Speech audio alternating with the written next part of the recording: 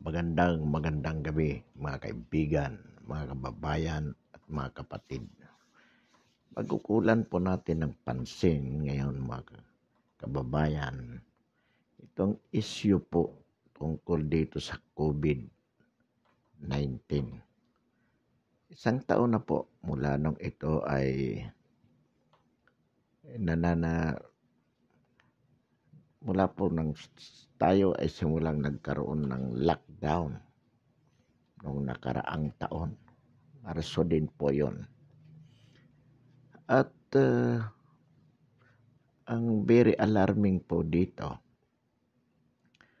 after a year, sa halip po na mag-subside, mabawasan ang hawaan, napapansin po natin na mas lalong lumaki ito. Ngayong araw po na ito ay 5,000 ang recorded na additional doon sa mga nahawaan. At lumalabas po dito ngayon, halos wala nang pinipili. At ayon po sa Okta Research, sa statistics po nila, by April 15, posible daw po na pumalo sa 20,000 daily ang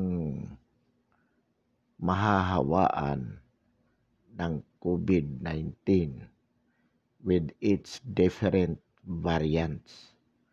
So, nakakatakot po ito. Ngayon, ang sinasabi po ng mga kritiko na di umano kulang o hindi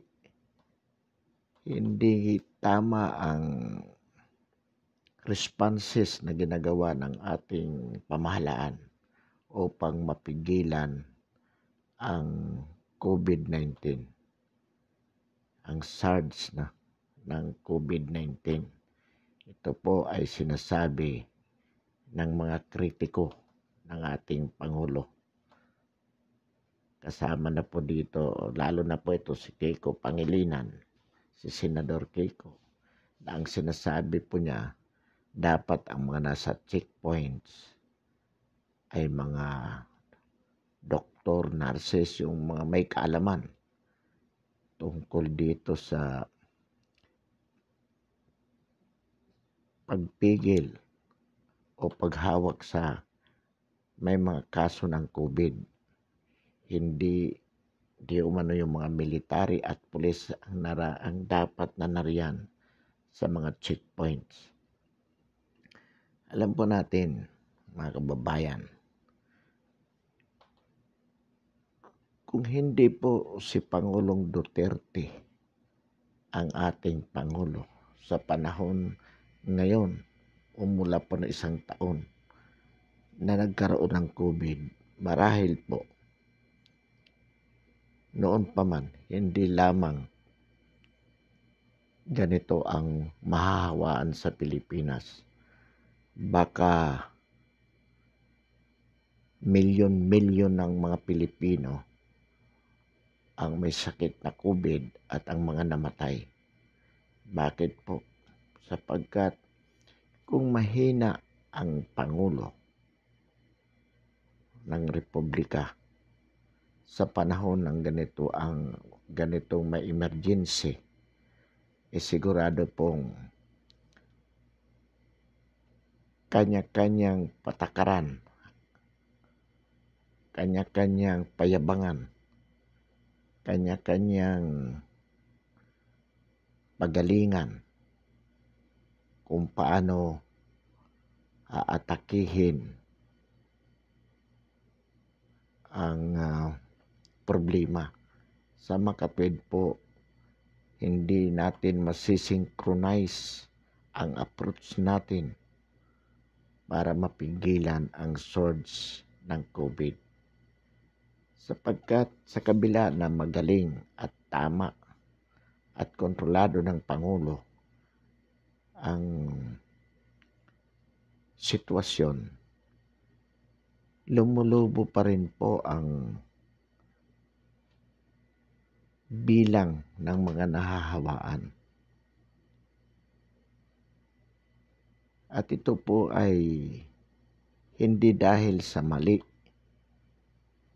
o hindi tamang approach kung paano matutugunan ang problema sa COVID ang dahilan, ayon sa sinasabi ng mga kritiko ng Pangulo. Ang dahilan po nito, sapagkat ang mga Pilipino, lalo na after a year, ay nagpabaya po sa mga dapat gawin, katulad ng mga health protocols na ipinatutupad, yung social distancing, yung wearing ng face mask at saka face shield, yung mabawasan yung paglabas-labas.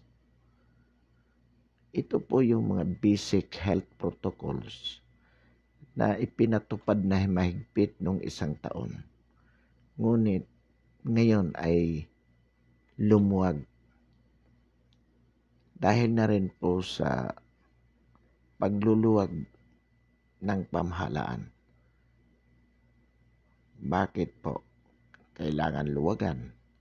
Yung paglabas, yung pagbukas ng mga establishmento, sapagkat hindi na po natin kaya yung mahigpit na ECQ, Enhanced Community Quarantine, sapagkat mamamatay na po ang ekonomiya. So the government has to balance between the economy and this health problem of COVID pandemic. Kailangan po hanggat maaari iniiwasan na po natin yung katulad ng last year na ECQ. Kaya medyo na-control po yon. But after a long year, we can no longer withstand of putting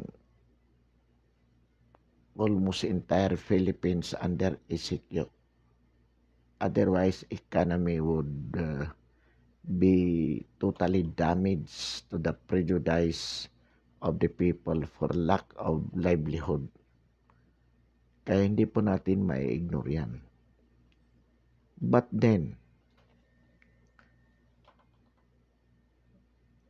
habang po hinahayaan natin na lumabas ang tao to report for works, for the companies to open their businesses so that they could provide jobs, livelihood, employment to the people who are otherwise dying for hunger. Dapat po ang mga Pinoy mismo maintindihan po natin ito in terms of strictly following the basic health protocols, health discipline. Iwasan po ang paglabas-labas hanggat maaari kung hindi rin lang kinakailangan. Kailangan po yung social distancing wherever you go. Kailangan po ang wearing of face mask. Kailangan din po ang wearing of face shield. At doon po sa mga alam, to those people who know, who are aware that they have been exposed to COVID-19 patient, nagkaroon po kayo ng contact, voluntarily report yourself to the nearest health authority. At kayo na rin po ang umiwas upang magkaroon pa kayo ng contact sa ibang tao to avoid further contamination of other people. Kung hindi po tayo magtutulungan, kahit ano po ang gagawin ng gobyerno, if every citizen would not voluntarily do his responsibility, his duty of protecting himself as well as protecting others, hindi po ito mapipigilan. This is beyond control by the government unless magpatupad po tayo dito ng napakahigpit, kamay na bakal. But as we have said, we can no longer afford to have another ECQ. Ang ECQ po ngayon, kung kinakailangan ipatupad, barangay basis or even compound basis na lang. Kung mga kanya-kanyang compound ng isang apartment, isang grupo na nakontaminate, sila po ang hihigpitan. Yan, magkaroon ng ECQ para maiwasan ang contaminating the other community, other compound in the same barangay. Pero kahit ano pong higpit ng gobyerno, kung mismo ang mga tao, ang mga mamamayan ang hindi makikipagtulungan, at wala naman pong dahilan kung bakit hindi tayo makikipagtulungan. Concern po natin ito para sa atin po, para sa ating pamilya, mahal sa buhay. Kapag pinag-ingatan mo ang iyong sarili na huwag mahawa, kasama mong pinag-iingatan na hindi mahawa ang mga mahal mo sa buhay na membro ng iyong pamilya mismo. Yan po ang kahalagahan yan. Sa totoo lamang po, if everybody has this responsibility of complying with what is necessary for him to do, hindi na po kailangan ang mga gwardiya, ang mga checkpoint. Kasi mismo tayo na ang nagbabantay, ang nag-iingat sa ating sarili para hindi tayo mahawaan at nang sa ganun hindi rin po mahawaan ang ating mga mahal sa buhay, mga kasama natin sa ating mga tahanan. And in effect, we cannot further contaminate the community in general. Ganyan lang po kasimple ang dapat nating gawin upang maiwasan po ang sinasabing 20,000 daily contamination. Imagine po, 5,000 ngayong araw na ito. At mayroon pang ilang laboratories na hindi pa nakapag-submit na kanilang datos. So kung nakapag-submit yun, most likely, baka mas mahigit pa sa 5,000, definitely. Mahigit pa. So ganito po kalala. At doon naman sa mga opposition, mga politiko, huwag na kayong dumagdag sa problema by criticizing the administration without you doing your part. Kahit sinong umupo dyan, masigit pang lalala ito kung ikaw Pangilinan, kung ikaw Drilon, Lacson, kung sino man kayo dyan, ang Pangulo. Mas malala pa kaysa dito. This is not politics. This is not a question of failure to do what should have been done para mapigilan ang COVID. Satisfactory or even above satisfactory ang rating po ng administrasyon with respect to COVID response. Kaya lang po ang sinasabi natin, without the citizens cooperating, how much ever good is the government in responding to this emergency, wala pong magagawa. Bakit? Hindi po kayang bantayan ng gobyerno ang lahat ng sulok ng Pilipinas. Hindi po ang mamamayan dapat, hindi po tayo kailangan takutin in terms of penalty. Kung mahuhuli tayo na nilalabag po natin ang mga health protocols. Hindi po dapat ganun ang attitude natin. Dapat po ang attitude ng bawat isa is that I have to follow these health protocols because this is my duty in order to protect me, to protect my loved ones within my home, and in general to protect the community, other citizens from being contaminated.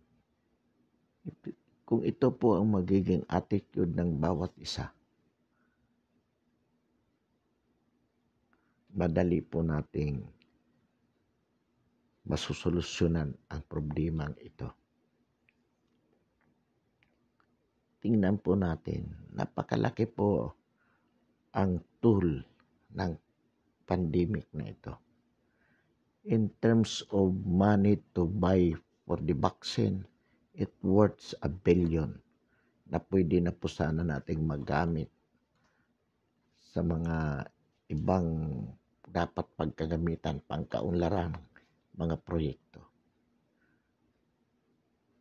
Pero sa halip na magamit natin yan, we set aside billions of pesos for the vaccine, for the purchase of vaccine.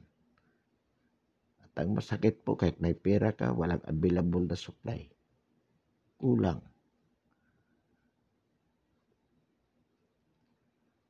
Una po yan. Pangalawa, yung mga namatay na tinatamaan. So, ang ibig po natin sabihin, this very costly. Kaya hindi ito panahon para gamitin sa politika ng mga politiko. Alam natin, 2022 is fast approaching. It is barely a year. Election na naman po. At alam po natin na maraming politiko dyan, by word,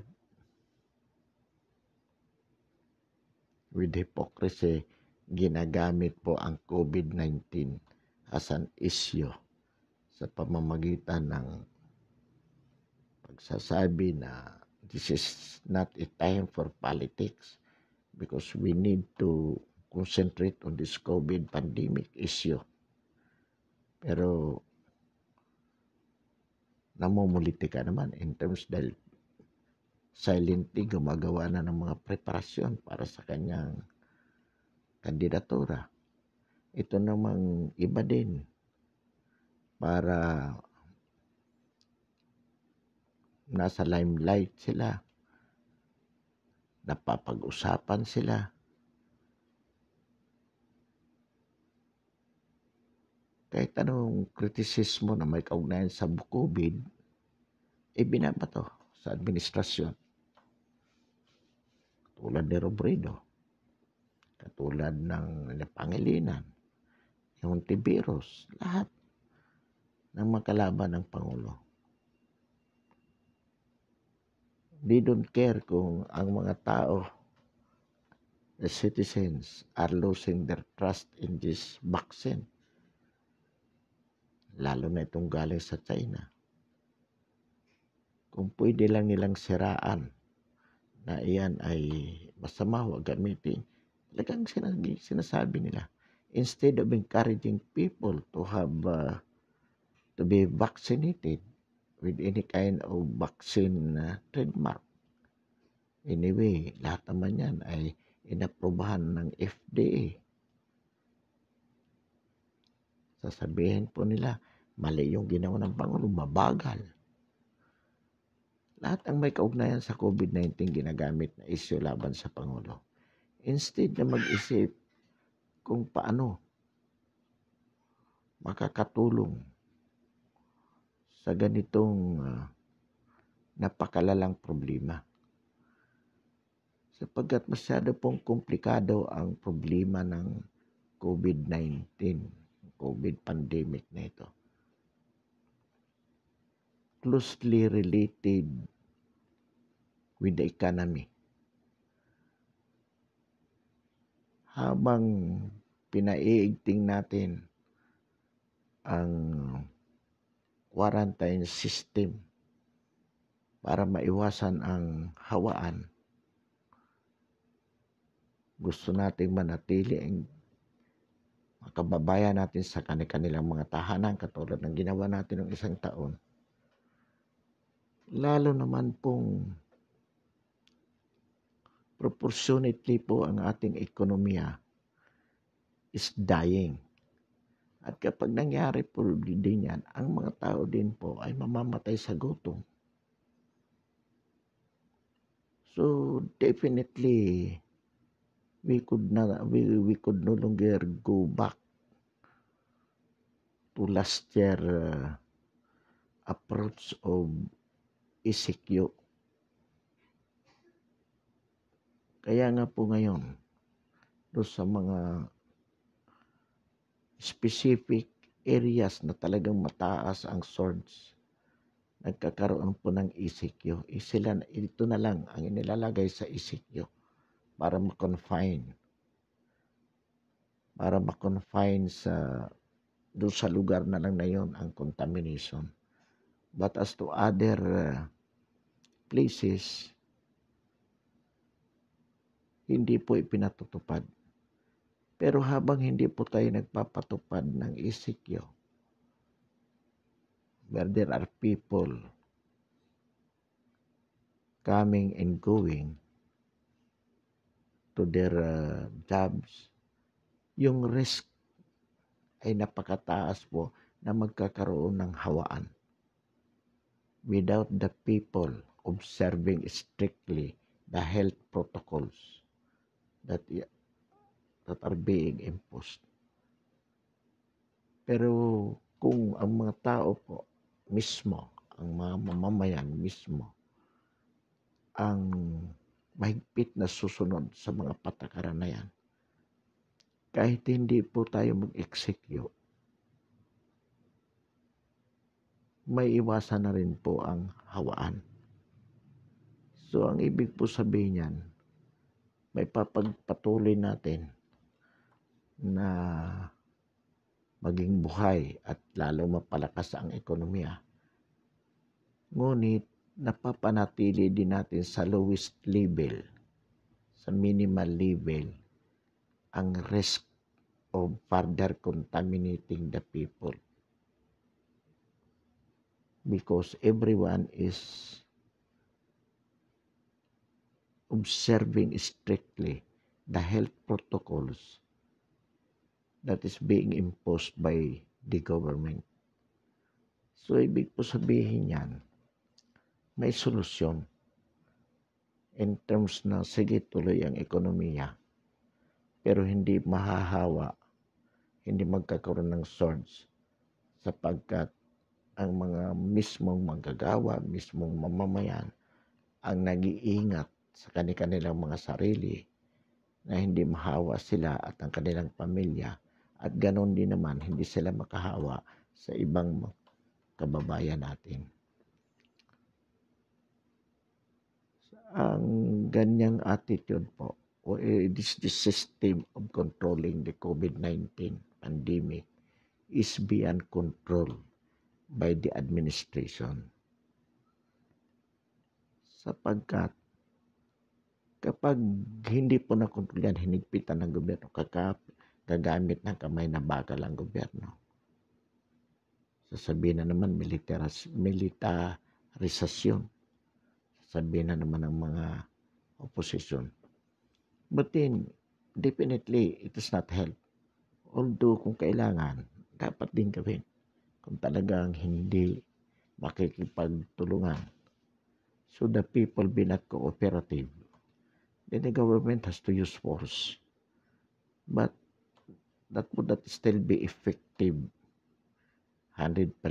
Kasi kahit may hinuli mo yan, kinulong mo yan, makakahaba pa rin yan doon sa kulungan. O sila doon maghahawaan. Pero wala po tayong magagawa kung sakaling mangyari yan. Kung yan lang po ang paraan.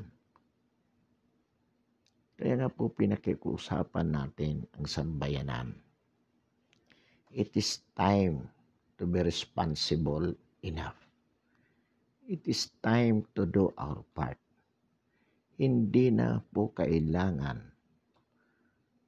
na gamitan pa tayo ng kamay na bakal ng gobyerno. Mas epektibo po. In fact, the most effective way of controlling this pandemic surge is for everyone to voluntarily comply with the basic health protocols. So, pakiusap po para sa atin lahat ito. Pakisabihan po natin, the man next to us na sumunod na lang po sa ipinatutupad ng gobyerno, yung health distancing, wearing face mask, wearing face shield, paghuhugas po ng kamay,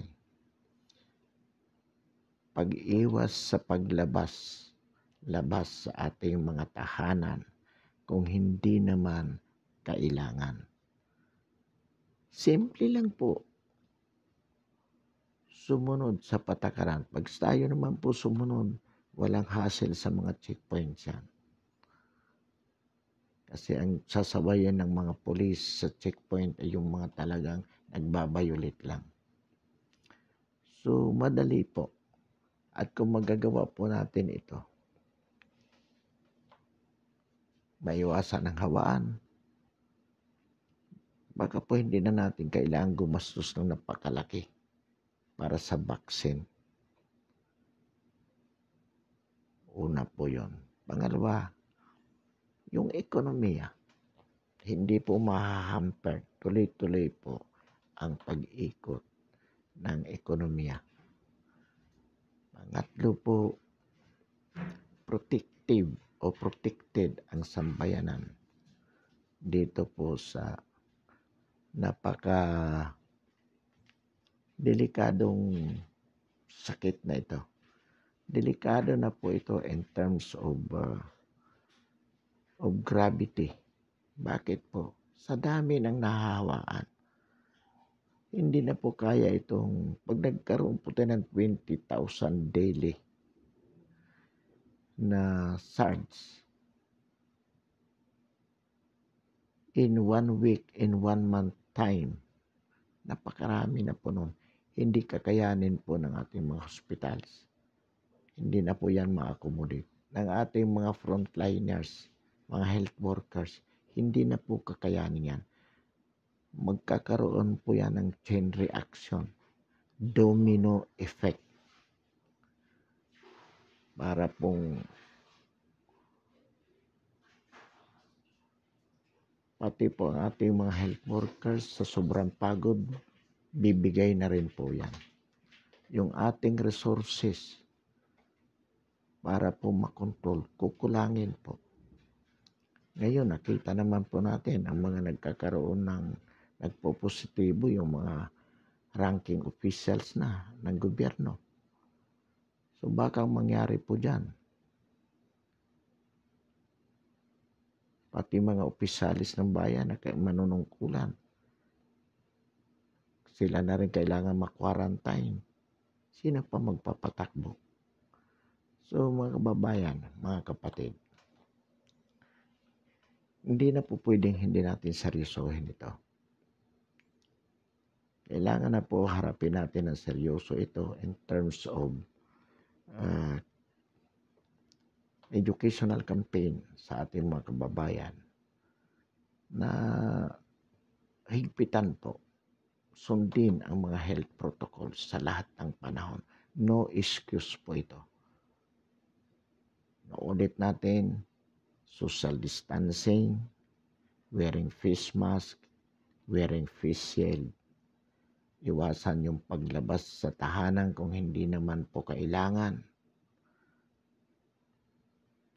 At panatilihing malinis, lalo na po yung paghuhugas ng kamay. Marami pong salamat at magandang gabi. Bilang suporta po sa ating channel, naanyayahan po natin na i-subscribe ang ating YouTube channel, ang ating paninindigan sa napapanahong isyu ng lipunan. Muli, magandang gabi at maraming salamat.